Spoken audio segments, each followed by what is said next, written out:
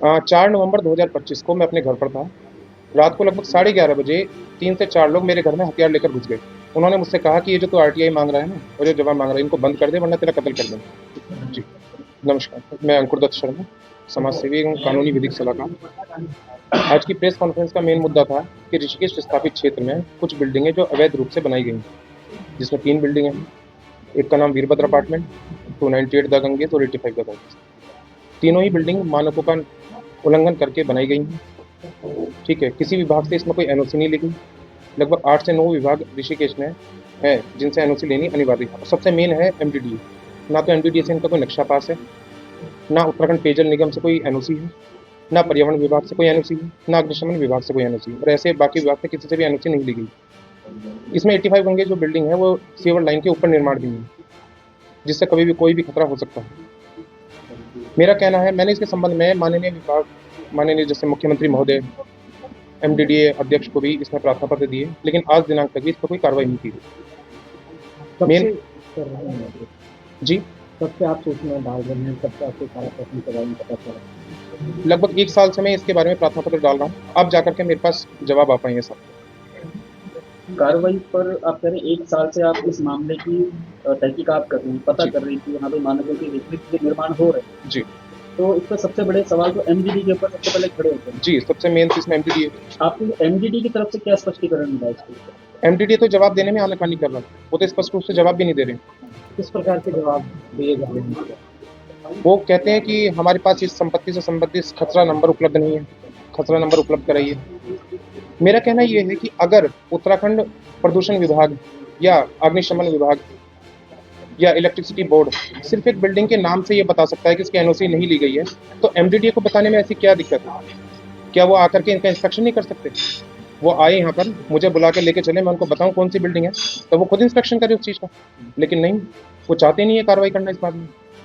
क्या कारण मानते हैं कार्रवाई में? हो सकता है मिली भगत हो बिल्डरों की और एमडीडीए की। आगे इस पर फिर अब काफी लंबा समय हो गया है, जी काफी सूचनाएं आपने एकत्रित कर ली हैं। जी अब एक अभी हमने कागज देखा जो आपने जिलाधिकारी माफ कीजिएगा कप्तान साहब के लिए आपने एसएसपी देहरादून के लिए आपने लिखा है, जी। एक प्रार्थना पत्र लिखा है, उसमें आपने एक घटनाक्रम आपके घर पर हुआ है, जी आपके ऊपर जानलेवा हमला भी हुआ है, जी। उस विषय में आप थोड़ा बताइए। 4 नवंबर 2025 को मैं अपने घर पर था। रात को लगभग 11:30 बजे 3 से 4 लोग मेरे घर में हथियार लेकर घुस गए। उन्होंने मुझसे कहा कि ये जो तू आरटीआई मांग रहा है ना और जो जवाब मांग रहा है, इनको बंद कर दे वरना तेरा कत्ल कर देंगे या करा देंगे। उसके बारे में मैंने पुलिस को भी, थानाध्यक्ष महोदय को भी दिया, एसएसपी महोदय को भी दिया, लेकिन पुलिस द्वारा कोई कार्रवाई नहीं की गई। ना पुलिस ने कोई सीसीटीवी फुटेज निकाली मेरे घर के आसपास से, ना उन लोगों की फ़ोन लोकेशन ट्रेस की गई। मैं चाहता हूँ कि उस पर भी कार्रवाई हो, क्योंकि कल को ऐसा ना हो कि अभी सिर्फ हमला हुआ है, कल को मेरा कत्ल भी हो जाए। क्या जो लोग आपके घर में घुस थे उनमें से वो लोग थे जिनके बारे में आप अभी सूचना मांग रहे हैं, तो उनके पीछे आप जानते हो? हाँ, उनमें से एक अचिन त्यागी नाम का लड़का है जो बाहर शिवा डेयरी नाम से दुकान चलाता है बिलवत क्षेत्र में। उसको मैं जानता था, उसको देखकर ही मैंने गेट भी खोल दिया। उसके साथ 3-4 लड़के और थे जो पीछे से मुंह पे उन्होंने मास्क लगाया हुआ था और वो घर में घुसे हैं। उनके पास तमंचा भी था। सचिन त्यागी, अचिन त्यागी, अचिन त्यागी। अचिन त्यागी की पुरानी रंजिश आपसे रही हो, क्या पता इस वजह से आया हो या फिर कुछ उनके ही द्वारा भेजा गया है? नहीं, अचिन त्यागी ने मुझे ये कहा था, जो बिल्डर हैं वो दोनों त्यागी भाई हैं। तो उन्होंने मैं कहा कि वो हमारे चाचा के लड़के हैं, तो उनके खिलाफ ये सब चीज़ जो कर रहा है मैं बंद कर दूँ। तो आगे अब क्या स्टेप आप लेंगे, क्योंकि विभागों से आप लगातार जवाब मांग रहे हैं, जी संतोषजनक जवाब आपको नहीं मिल पाया, जी आपके घर के अंदर घुस के आप पर हमला भी किया गया है, जी। उस पर भी कोई कार्रवाई नहीं है। नहीं। नेक्स्ट स्टेप फिर आपका क्या रहेगा, क्योंकि आप कहीं ना कहीं पीड़ित भी बिल्कुल होंगे, जी, तो क्या स्टेप रहेगा आपका?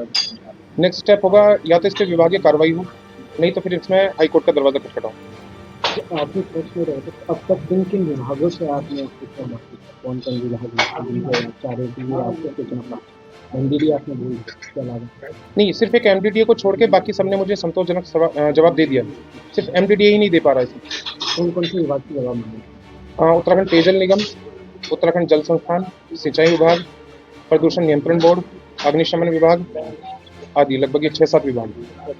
जी। जवाब आपको मिल चुके हैं? मिल चुके हैं। संतुष्ट हैं? जी। सिर्फ एमडीडी नहीं दे रहा? हाँ, सिर्फ एमडी